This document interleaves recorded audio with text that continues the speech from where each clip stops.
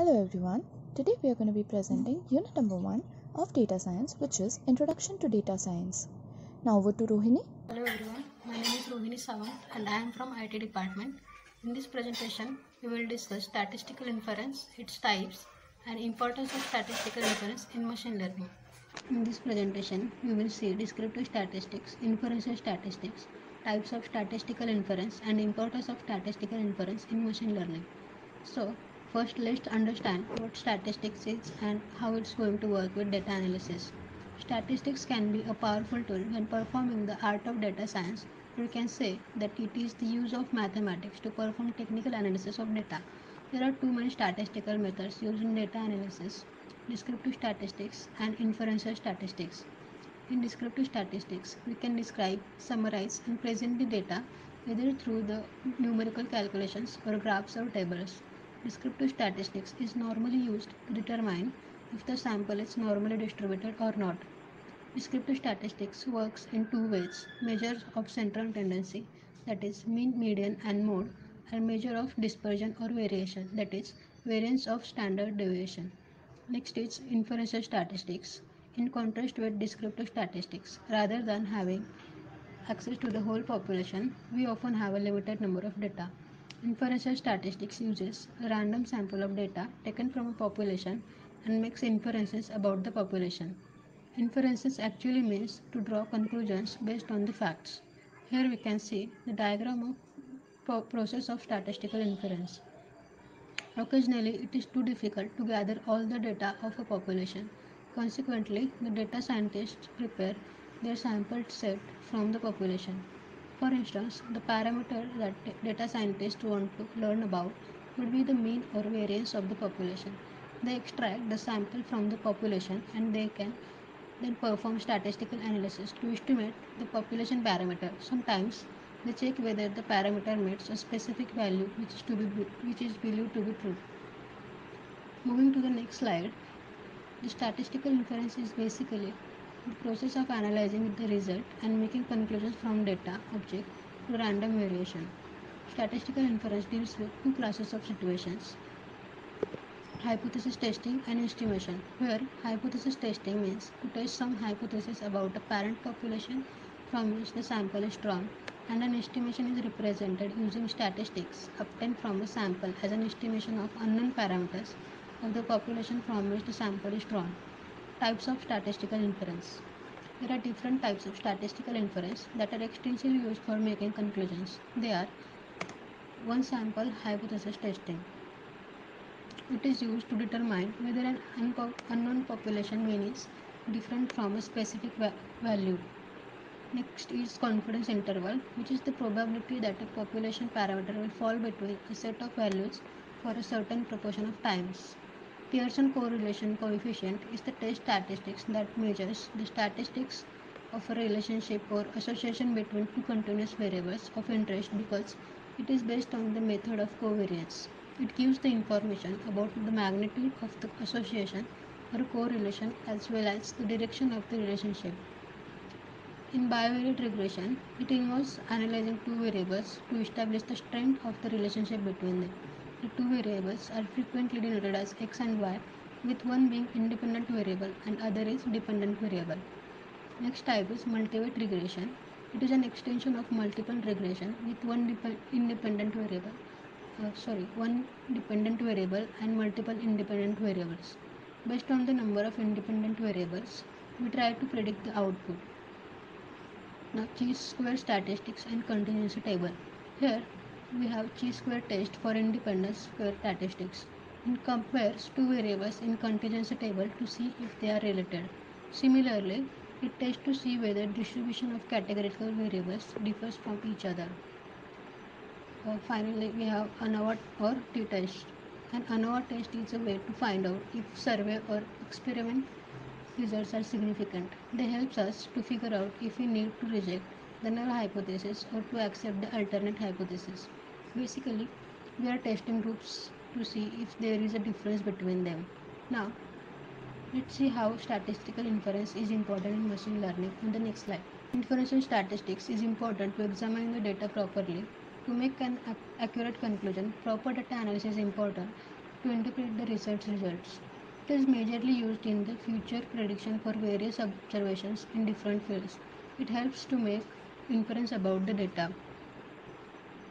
The statistical inference has a wide range of applications in different fields such as machine learning, artificial intelligence, deep learning, etc.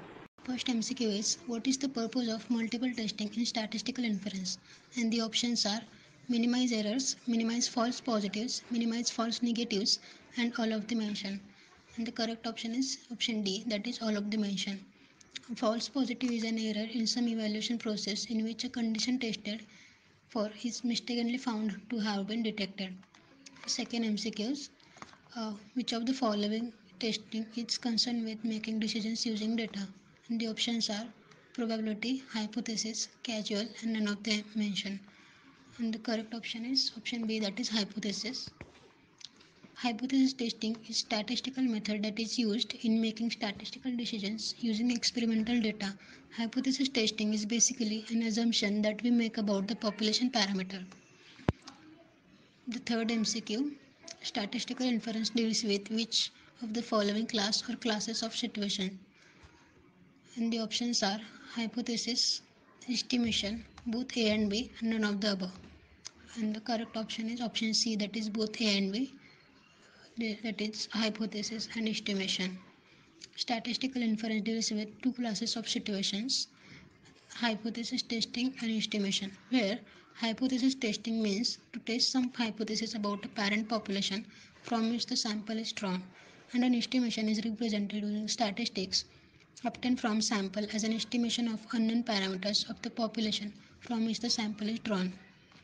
The fourth MCQ, dash is an extension of multiple regression with one dependent variable and multiple independent variables, and the options are multivariate regression, bivariate regression, Pearson correlation, and none of the above.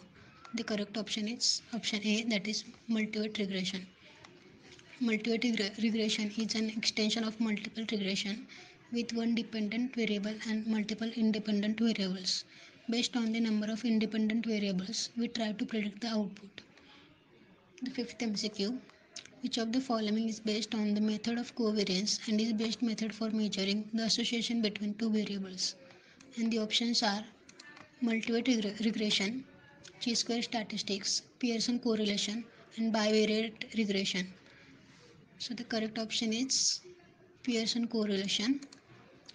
Pearson correlation coefficient is the test statistics that measures the statistical relationship or association between two continuous variables of interest because it is based on the method of covariance. It gives the information about the magnitude of the association or correlation as well as the direction of the relationship. Sixth MCQ, statistical inference is the process of drawing formal conclusions from data. True or false? It is true statement. Statistical inference requires navigating the set of assumptions and tools. Seventh MCQ, statistical inference is used. Options are to examine the data to make an accurate conclusion for future prediction or all of the mentioned. The correct is all of the mentioned, that is option D. Statistical inference is important to examine the data properly to make an accurate conclusion, and proper data analysis is important to interpret the research results. It is majorly used in the future prediction for various observations in different fields like machine learning, artificial intelligence, deep learning, etc. Thank you. Hello everyone, my name is Dipali Rajendra Saronke. I am from computer department. Today I am going to discuss about measures of central tendencies, which will include median, mean, mode, and mid-range. Measures of central tendency will help to find the middle or the average of the dataset. The three most common measures of central tendency are mean, median, and mode. So first there is mean.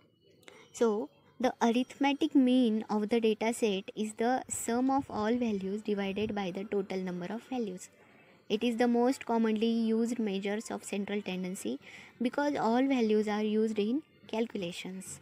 The sum of all values divided by the total number of values, that is mean. Then median. Median is the middle part in an ordered dataset. It is the measure of central tendency that separates the lowest 50% from the highest 50% of values. The steps for finding median differ depending on whether you have an odd or even number of data points. If there is two numbers in the middle of dataset, their mean is median. Now the mode. It is the most frequent value. It is a measure of central tendency that tells you the most popular choice or most common characteristics of your sample. And the mid-range of the data set is simply the value between the biggest value and the lowest value. In order to find the mid-range of the data set, the value is then divided by 2 after summing the lowest value present in the data set with the highest value present in the data set. First MCQ. Which measure of the central tendency takes into account the magnitude of the scores? The correct option is D, that is mean. Measures of central tendency describe the distribution of scores around a midpoint. The mean is the most commonly used measure of central tendency. Second one, the median of an ordered set of data is the value that represents dash dash. The correct answer is D, the middle or appropriate middle of the data set. Explanation. The median can be easily computed by sorting the data from smallest to largest and counting the middle value. Third one, a measure of central tendency given as the value above which half of the values fall and below which half of the values fall is called as the dash dash. Correct option is C, that is median. Explaining, median is that positional value of the variable which divides the distribution into two equal parts. One part comprises all values greater than or equal to the median value and the other comprises of all values less than or equal to it. Fourth one, what is the median of the following set of scores? 19, 5, 12, 10, question mark. The correct answer is D, that is 12. C. Arranging the data in ascending order, therefore median equal to size of n plus 1 upon 2. Therefore item will be 12. Fifth one, the mean of the 10 number is 58. If one of the number is 40, what is the mean of the other 9? The correct option is B, that is 60. Here, mean is calculated as the sum of values of all observations divided by the number of observations. That is, here mean equal to 58, n equal to 10. Therefore, sum of all values of observations equal to 58 into 10, that will be 580. Correction, sum of the values of all observations equal to 580 minus 40 equal to 540. Therefore, the correct mean equal to 540 upon 9, that will be 60. I am Anusuya Parihar from TE1 ENTC department. Measure of dispersion are the descriptive statistics that describe how similar a set of scores are to each other. The more similar the scores are to each other, the lower the measure of dispersion will be. The less similar the scores are to each other, higher the measure of dispersion will be. This means in general that the more spread out the distribution is, larger the measure of dispersion will be. Now let us see this in the second slide. I have shown the two distributions, the upper distribution and the lower distribution. So let us see firstly the upper distribution. In this we can see that the data is more spread out. This means the more dispersion and the less similar data will be. Whereas in the second one we can see the data is less spread out. So this means that the distribution will be less and the data is more similar to each other. Now there are four major types of distribution which we are going to discuss here. These are range, variance, mean deviation and the standard deviation. Let us start with the range.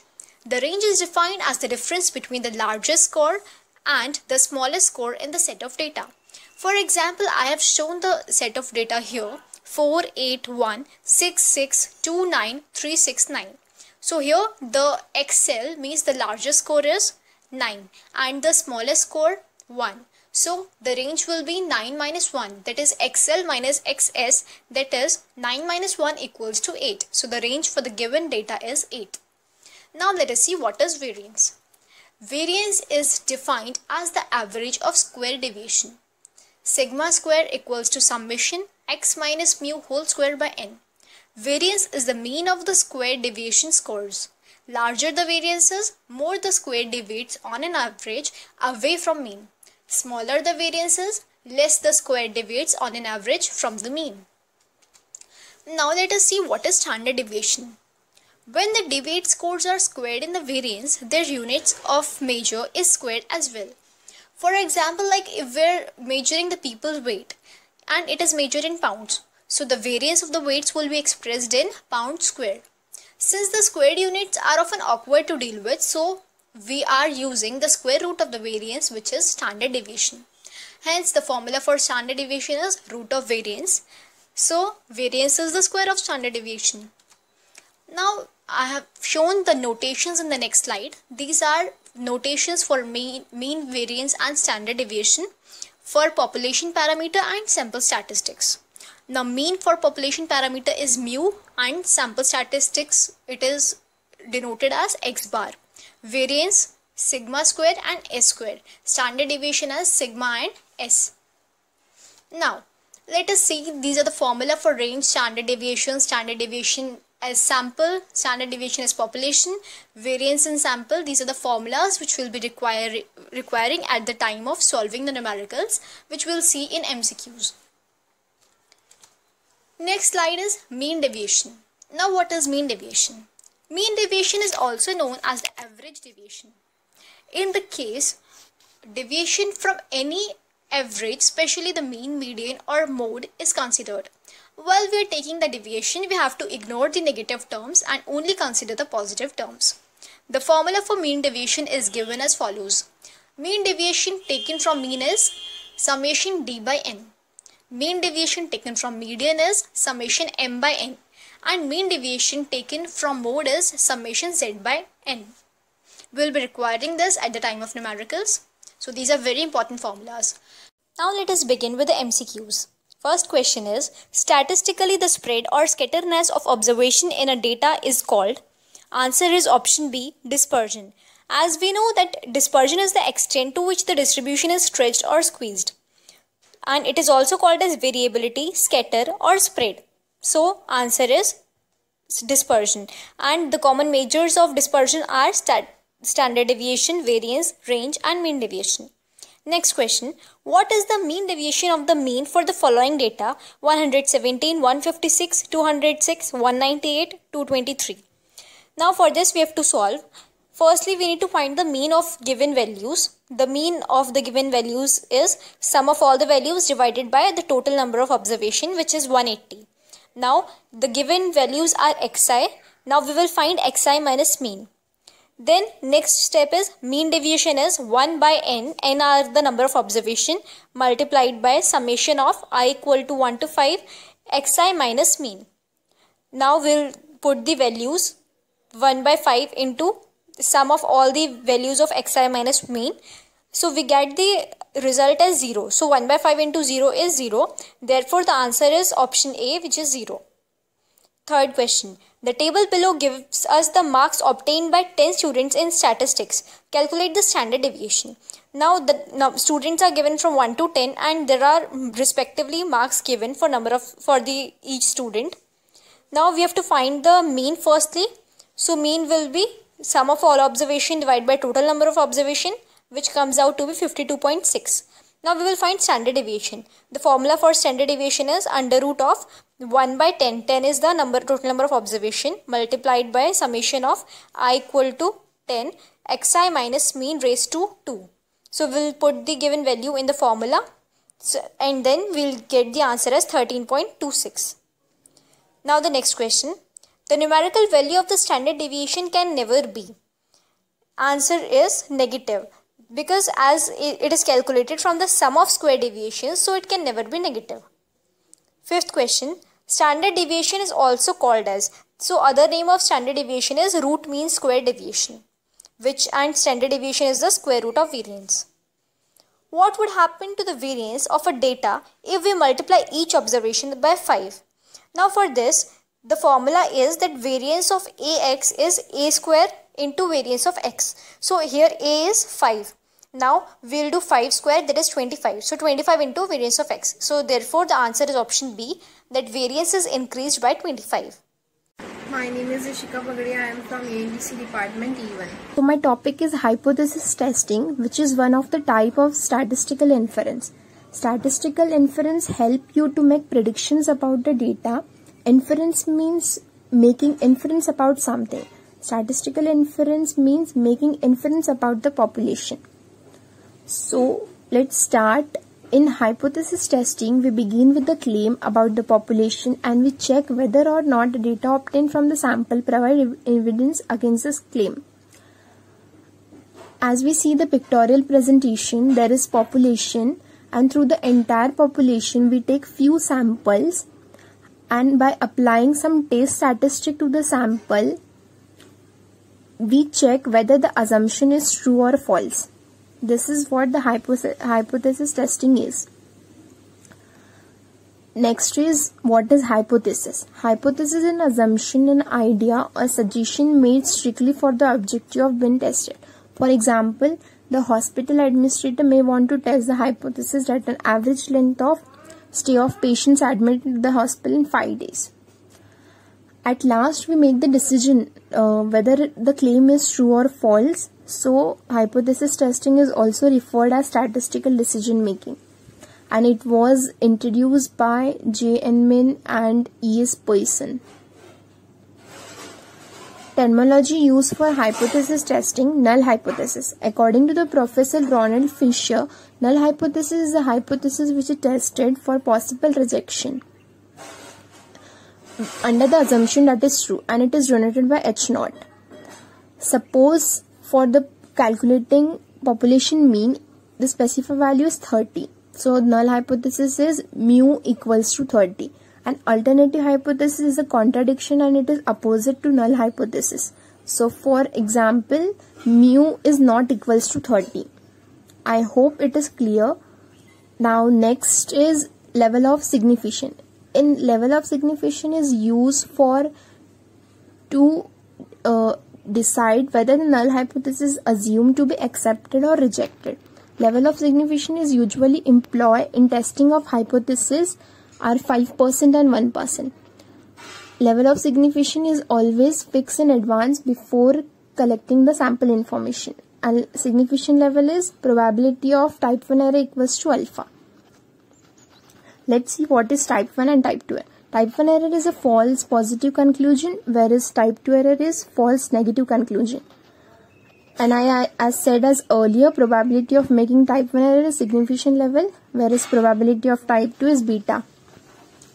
One-tailed test is nothing but it is just a population parameter is rejected only for the value of sample statistic falling into one of the tails of the sampling distribution. This is known as one-tail, and it has mainly two types, right and left.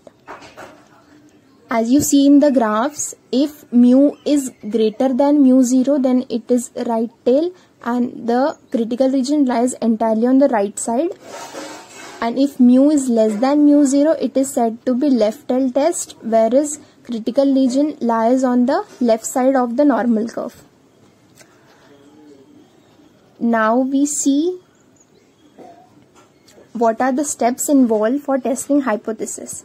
Firstly, we will decide null and alternative hypothesis. Second, significance level. Third, we apply t statistic depending upon the type of test. Fourth, we calculate the probability value. If it is less than the significance level, we conclude that we reject our null hypothesis. Now my last topic is one sample hypothesis test. So I will explain you this topic with the example which is given below. It is one sample hypothesis testing. We use only one sample. Let's begin with the MCQs. My first MCQ is a statement made about a population for testing purpose is called A. Statistic, B. Hypothesis, C. Level of significance, D. Test statistic. As we know, for testing purpose we use hypothesis testing, which is nothing but we made our claim whether the claim is true or false. So B option is correct. Second MCQ is if the assumed hypothesis is tested for rejection, considering it to be true is called A. Null hypothesis, B. Statistical hypothesis, C. Simple hypothesis, D. Composite hypothesis. So null hypothesis is starting point for testing hypothesis. So firstly we assume our claim for the null hypothesis. So the correct option is null hypothesis, option A. Third MCQ is a statement whose validity is tested on the basis of a sample is called. For sampling purpose we use statistical hypothesis, so B option is correct. My fourth MCQ is, if the null hypothesis is false, then which of the following is accepted?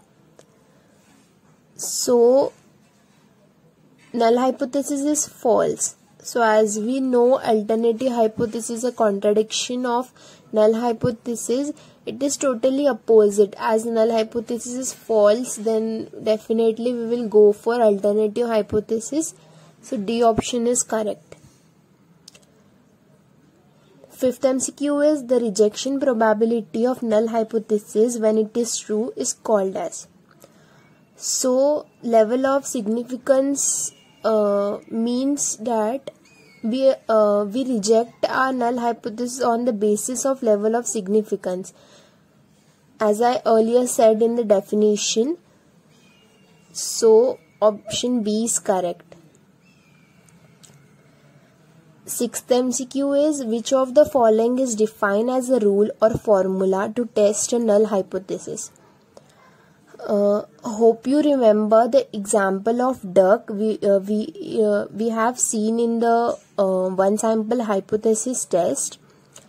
Whether we are mapping different cases like big size, body hair and duck color, big size.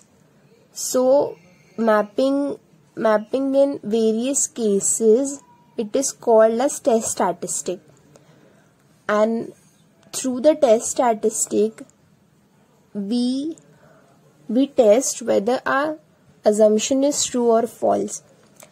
Like we consider our population mean, and through the entire population we collect some samples, and through that sample we apply our test statistic, and then we calculate our sample mean, and then we just take the difference of population mean and sample mean.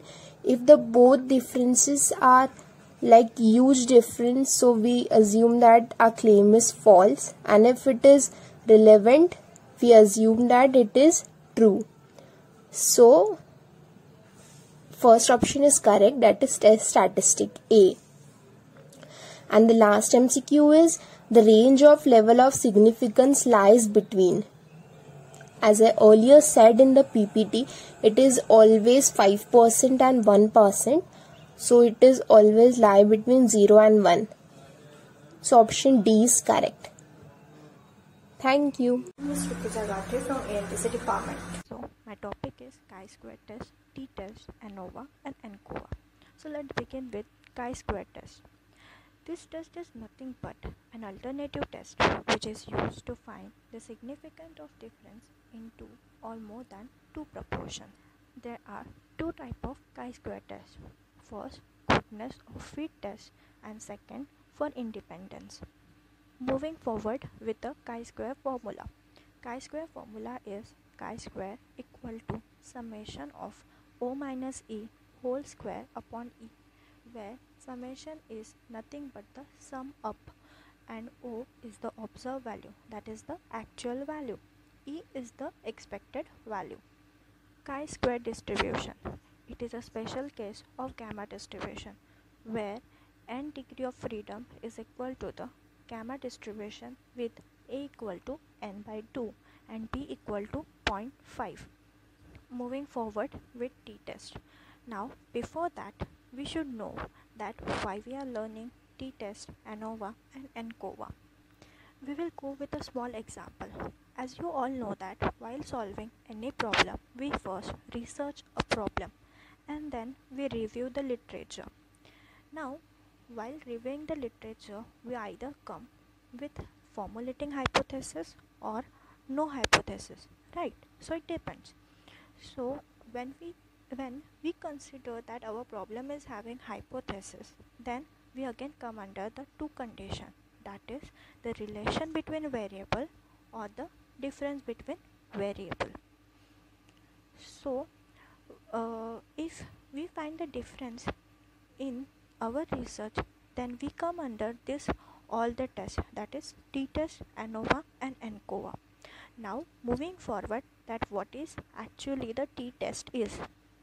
The t-test is the test for difference between mean of two independent group.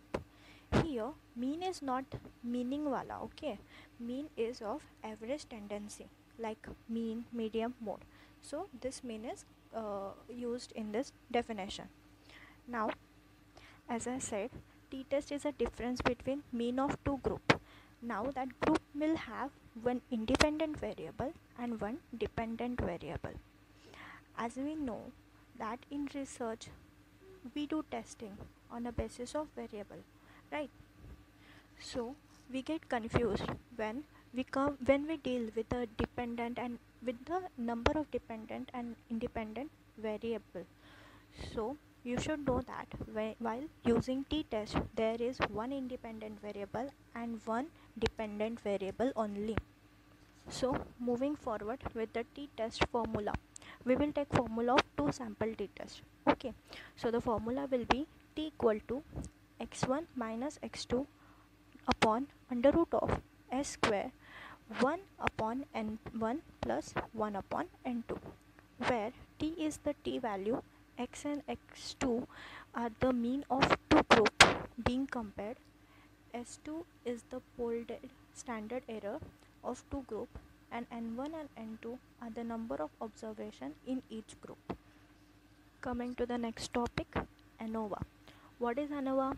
It is used when there is to test the difference between more than two independent group and also there is one dependent group. So in t-test we were having one dependent and one independent, right? In ANOVA we are having two independent group and one dependent group. This thing you have to keep in mind. Now what does one way or two way means? One way or two way refer to the number of independent variable in your analysis of variance test. As I told that there is only one dependent variable and two independent. So this test is used to analyze the number of independent variable. Okay. Now one way, what is one way? It has one independent variable with more than two group, right? Don't get confused in the t-test and one way. In one way we have number of groups, okay, with one independent variable, and in two way it has two independent variable and can have multiple groups. Now we will move to ANCOVA.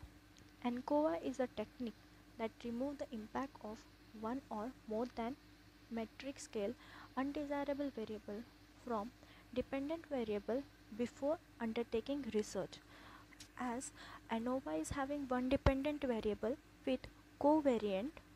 So in short, ANOVA is a technique that combines the feature of analysis of variance and regression. Now variance you all know. Now what is regression? It is a strong prediction about the result. So let's take a look on the MCQ part of chi-square test, t-test, ANOVA and ANCOVA. First MCQ, which of this distribution is used for testing hypothesis? Option A, normal distribution. Option B, chi-square distribution. Option C, gamma distribution. And option D, Poisson distribution.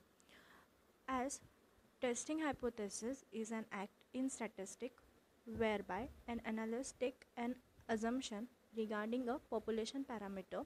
So chi-square distribution is used for testing hypothesis.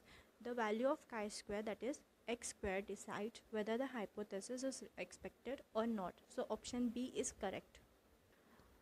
Second MCQ, suppose a person has 8 red ball, 5 green ball, 12 orange ball and 15 blue ball. Test the null hypothesis that the color of ball occurs with equal frequency. What is the chi-square value you get? So option A 5.6, B 5.68, C 5.86 and D 5.8. So as we all know, the formula of chi-square test, that is summation of O minus E upon E. So first of all, we'll calculate the observed frequency, that is FO.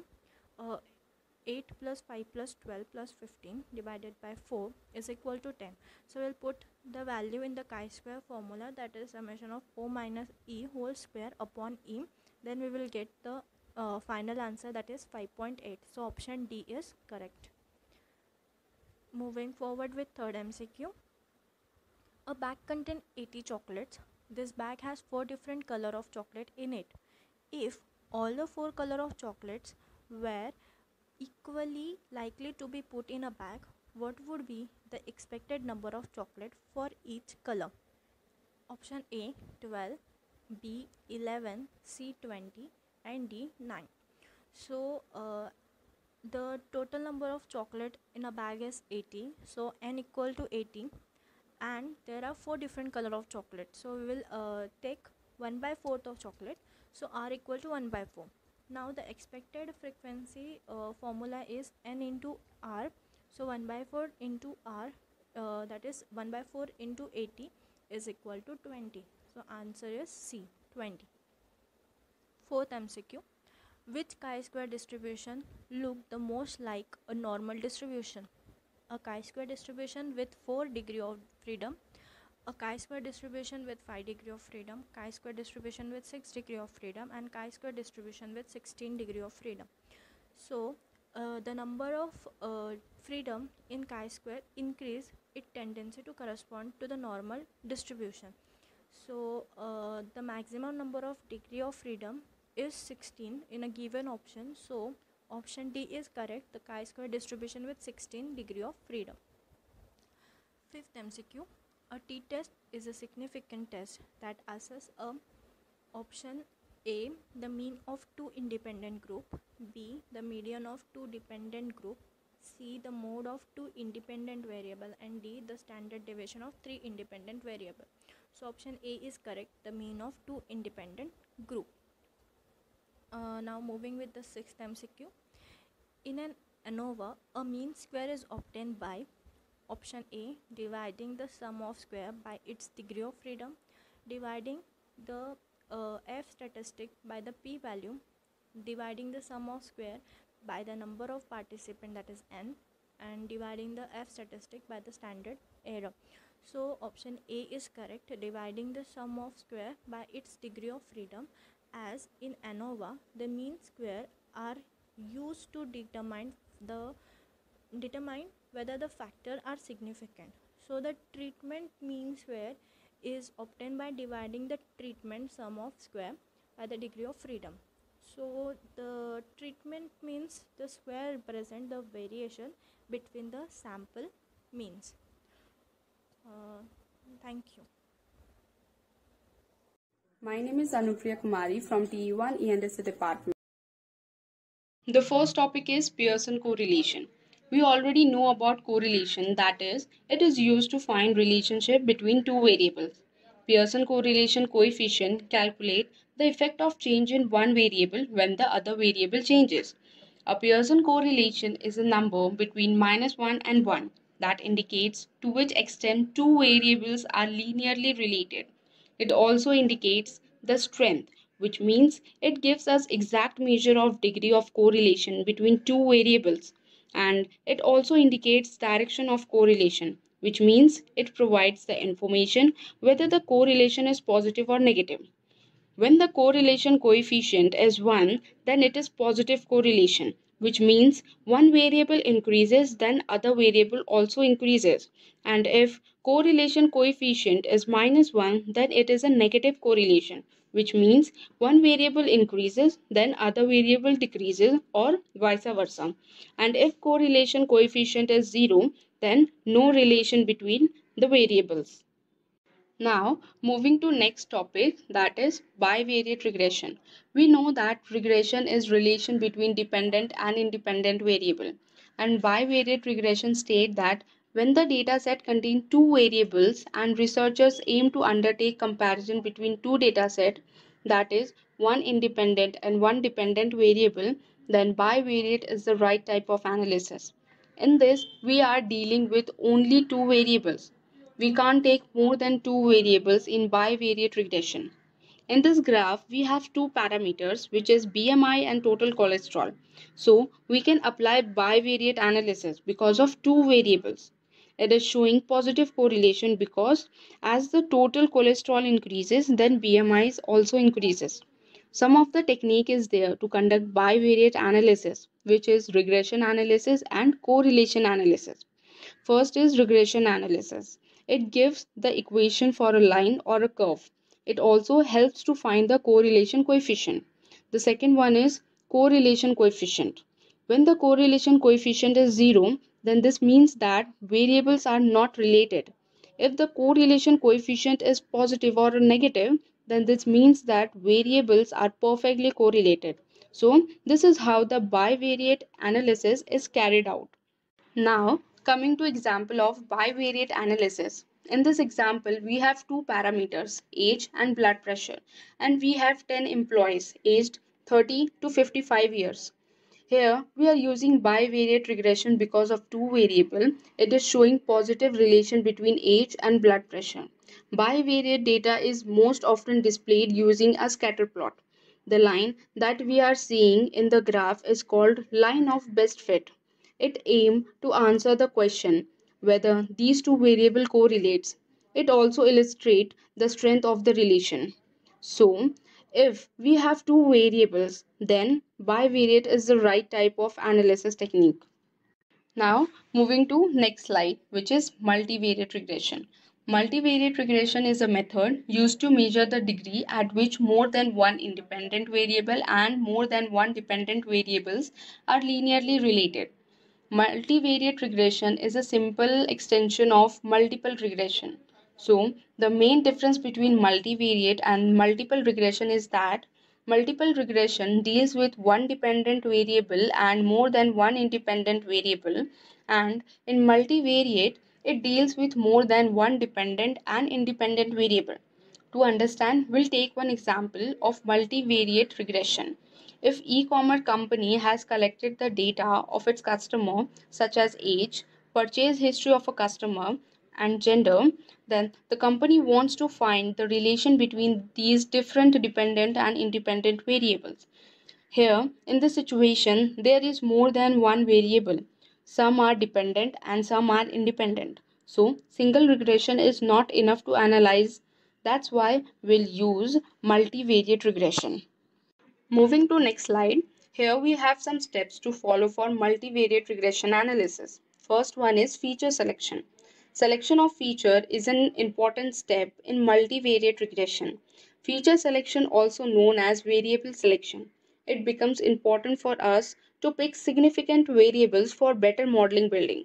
Second is normalizing feature. We need to scale the feature as it maintains general distribution and ratios in data.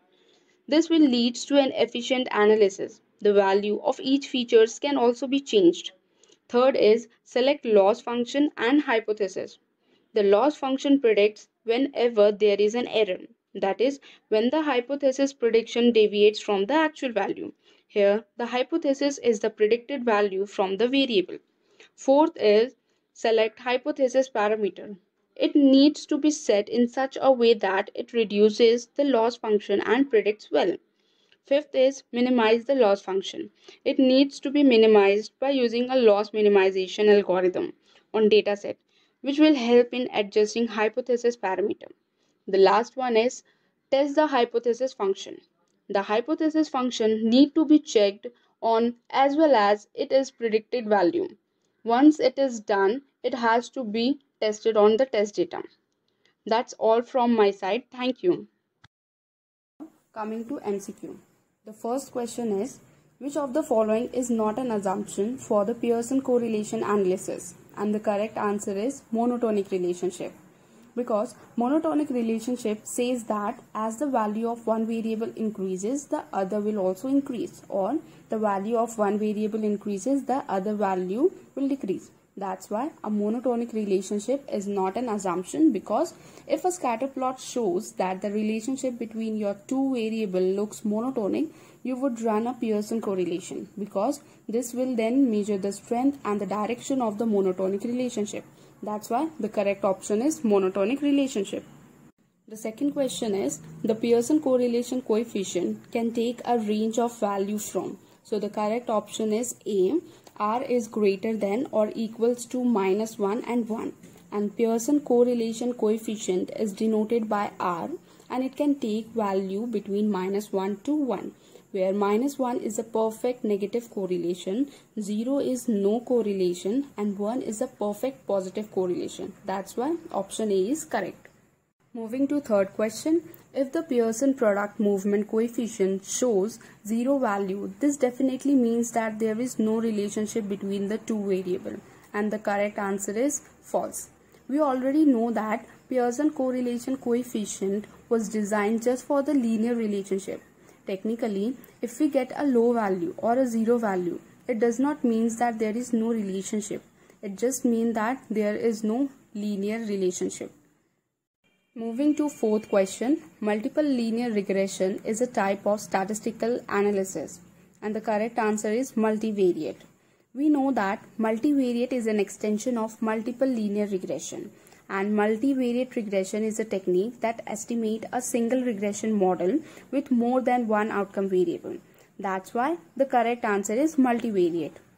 Moving to fifth question, the major conceptual limitation of all the regression technique is that one can only ascertain relationship but never be sure about underlying causal mechanism. And the correct answer is true, because regression analysis alone cannot be used to establish causality. It only tells you the impact of the predictive variable on the dependent variable. It deals with the dependence among the variable with a model. So the condition is satisfied. That's why the option is true. I really hope that you enjoyed and liked the presentation. Here are some reference slides that you can go through to study data science in more depth. We would really like to thank Pranoti ma'am for her timely efforts and guidance so that we could complete this project and make the best out of it. The team members of this project are Dipali Salunke, Anupriya Kumari, Anusuya Parihar, Rutuja Gathe, Rohini Sawant and Ishika. Thank you.